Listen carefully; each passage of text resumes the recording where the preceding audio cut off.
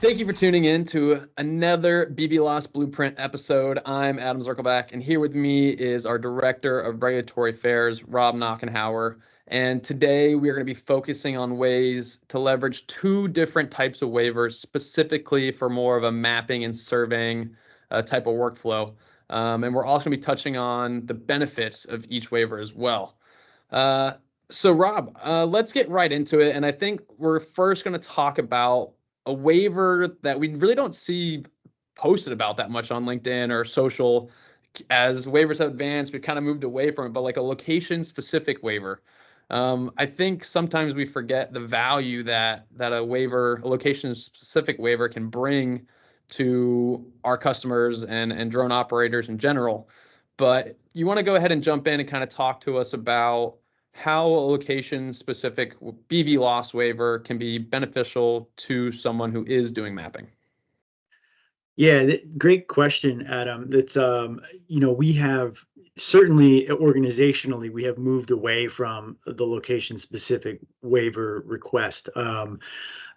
But there are a couple of our clients that are still requesting them, and specifically because what we're able to do with a location-specific waiver is we're able to make more tailored ask of the area that we're operating in, and specifically if we identify a certain area, we can identify all the risk very specifically, and we can come up with ways to basically mitigate those risks in a way that is tailored for that particular operation, that'll allow us to do things like have our VOs spread a little bit further apart for those operations that require visual observers. Have the areas where we could potentially fly at higher altitudes. That's certainly a number of our clients are using kind of a blend of performance-based and also location-specific, where they'll be able to operate at altitudes above 400 feet, within a certain area that is defined.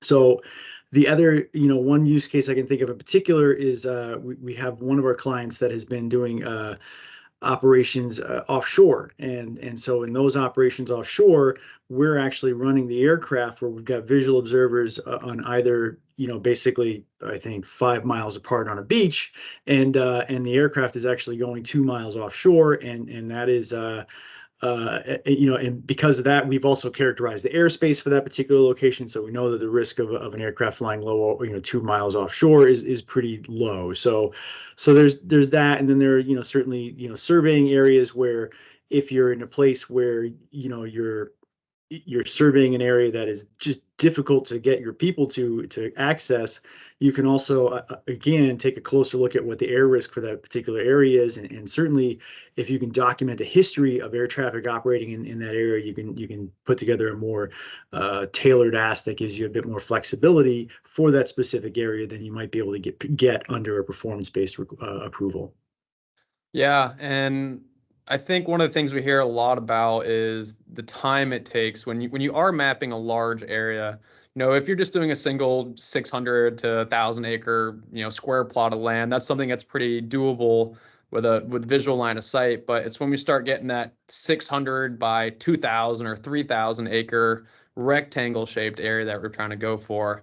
When we're flying BVLOS there, can you kind of go into the time that it takes to fly one when you're doing visual line of sight, to fly one, set up, break down, move cars, set up, break down, and just do it all over again? Sure. So, it really kind of depends on the systems that you're operating. So different systems are easier to set up than others. But even still, there's a period of time that it takes to program in your flight paths. I mean, you could do the programs ahead of time to be sure, but if you're not, you're doing it on in situ, and then you're going through the process of assembling your aircraft and preparing it and doing your pre-flights and getting all the equipment that you need out just to make sure that you have an understanding of what's happening in the airspace around you.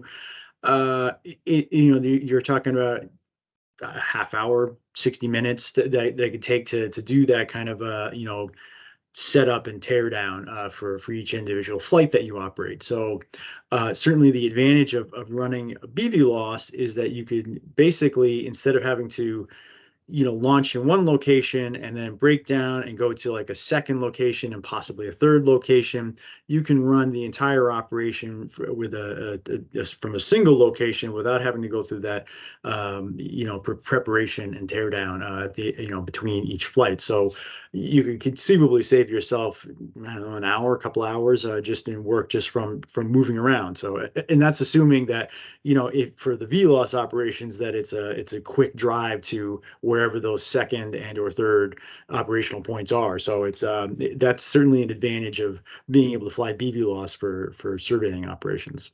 Yeah, and we definitely heard some of our customers, echo that point.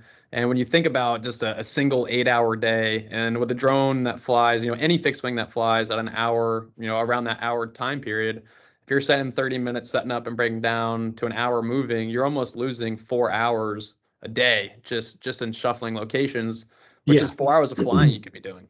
So there's a big, efficiency aspect there. Absolutely. And can you kind of go into specific use cases that you think that a location specific waiver would be used for? Because we know location specific is not the best for every situation. So could you kind of come up with a couple that you think would be good? Sure.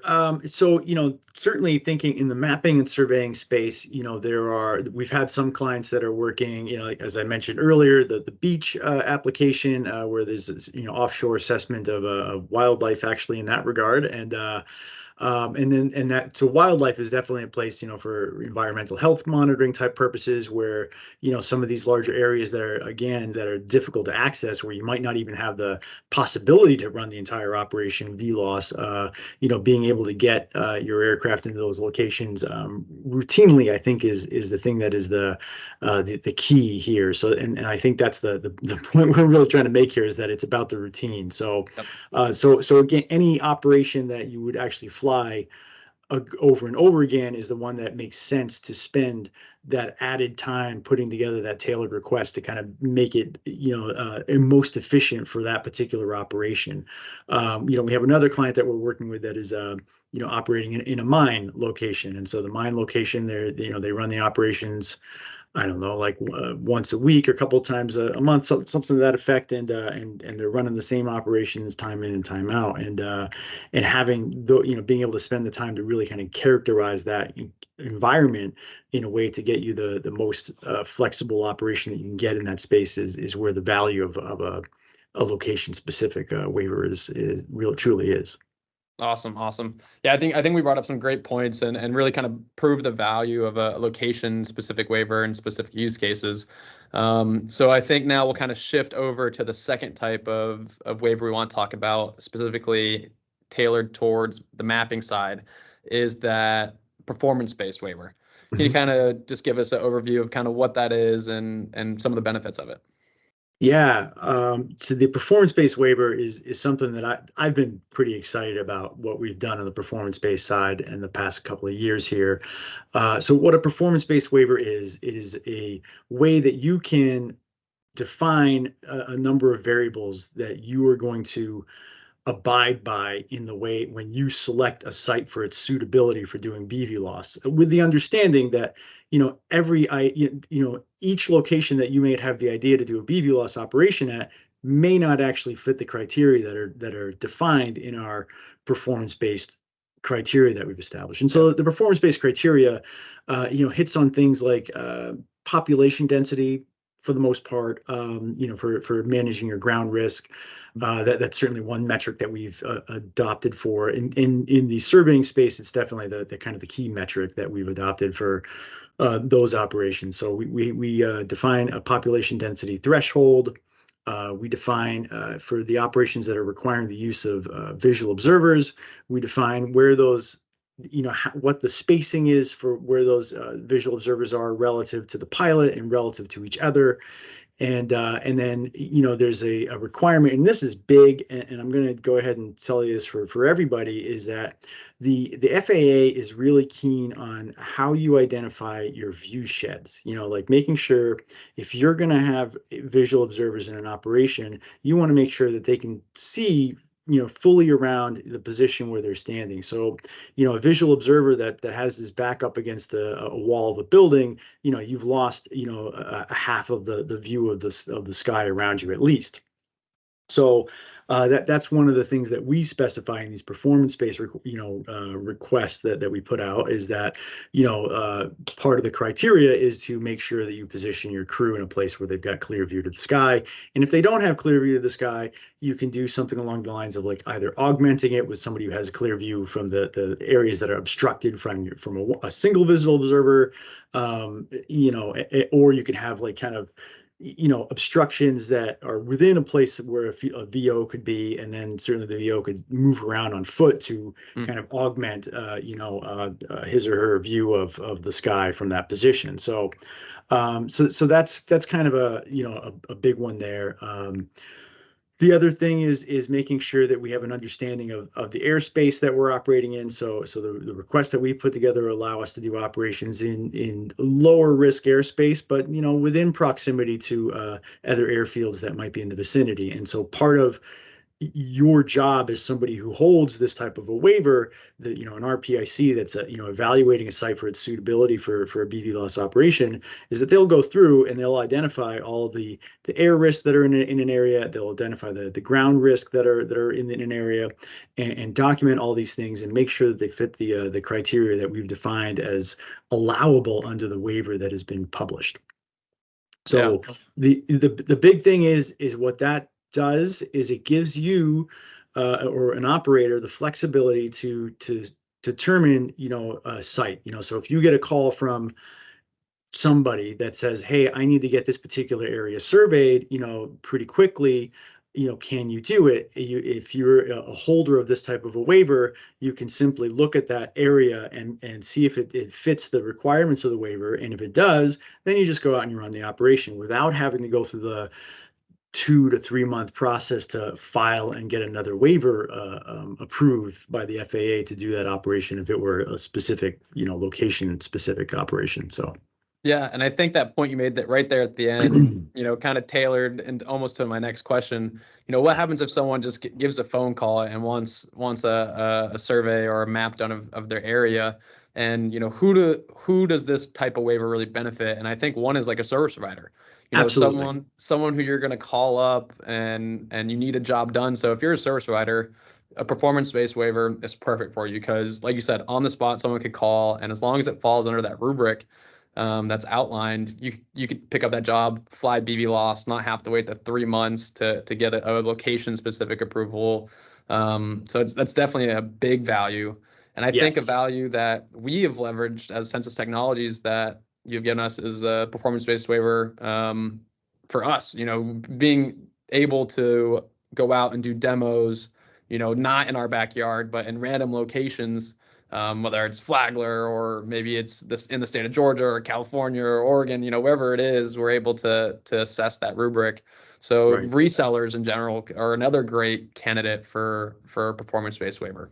Absolutely. And certainly, one of our resellers holds a performance-based waiver that we've provided for them. And it's been a big help. So between our resellers and ourselves and the waiver that we hold for ourselves, we have conducted BVLOS operations, I think, in like 6 or 7 different states now. And again, they're all performance based. So we basically look at an area that gets requested for us to do an operation at, and then we make a determination whether or not it fits. And then if it does, then we were able to move forward. So, and I think at this stage, a lot of the folks that are operating, surveying operations in particular, are doing operations in areas that are inherently low risk, so it's definitely been conducive for, the types of operations that we're running to fit in these areas. So admittedly, there are restrictions. We're not going to be able to do operations in Los Angeles or San Francisco or New York City,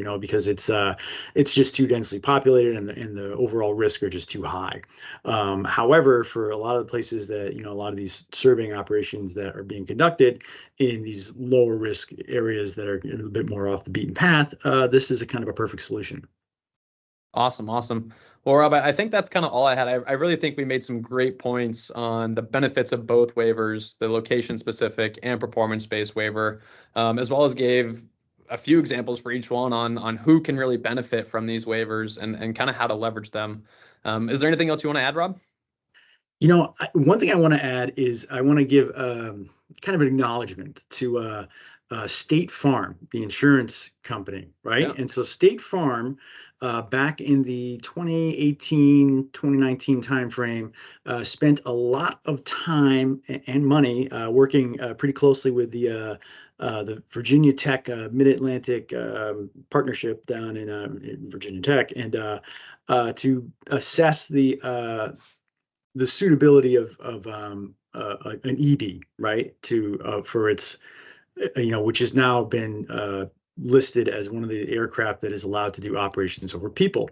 And so what State Farm did in 2019, they leveraged that as a way to do assessment of neighborhoods after like disasters that would come through, that sort of thing. And so they were the first company that was granted a 107 BVLOS waiver with operations over people nationwide in 2019 that allowed them to use the EVX aircraft to fly these situations after disasters came through. So it's just an interesting piece of history and something that I glad to have that. Glad we're pioneering ourselves to a degree, but I'm definitely where I can. I try to hang on the coattails of the folks that came before us. So it's glad it's all out there. So. Yeah, hey man, that's a very impressive waiver, and I'm sure not only has it helped a lot of people, but it's also provided a lot of data, a lot of information for post-storm assessment that can be used in many different ways. So that is a very, very cool waiver. Yeah, it's good stuff. Absolutely. All right. Well, thanks, Rob. That's all I got. And tune in next week. We're going to be talking about in the next episode, maybe a little more about the agriculture side. Someone commented they wanted to see how we could leverage that. So anything from sprayer drones to fixed wings, multi-spec, we're going to talk a lot about it. So tune in next week, and thanks for joining us on the BVLOS Blueprint.